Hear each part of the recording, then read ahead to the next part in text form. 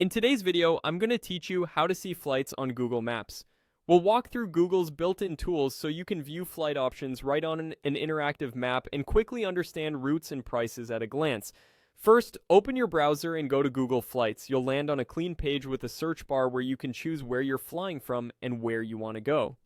This is the starting point for everything we'll do. Before exploring, look at the upper right corner and click Sign In. Signing in helps you keep your preferences, recent searches, and alerts in one place. If you already see your account listed, select it.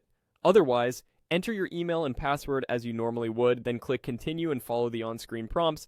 If you use additional verification, just complete that step. Once you're signed in, you'll be brought back to the flights page. Now click the field that says Where to. This is where you can set a destination. To keep things broad and visual, choose a country you're interested in. Selecting a country makes it easier to see multiple destination options on the map rather than locking yourself into a single city right away. Next, look for the Explore option and click it. This opens the Explore view, which pairs a map on the right with a list of flight options on the left.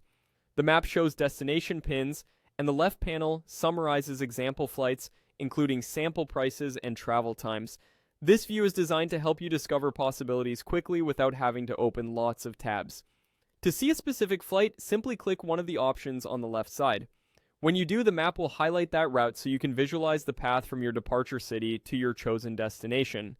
The details update to show you key information like the airline, approximate duration, and the general time frame. You can pan and zoom the map to get a better sense of geography, nearby airports, or alternate destinations in the same region.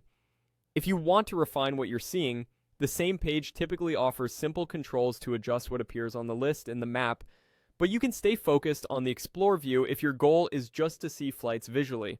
That's all you need to navigate from a broad idea like a country you want to visit to a specific flight displayed neatly on the map. And that's how to see flights on Google Maps using Google Flights Explore view. Thanks for watching and happy trip planning.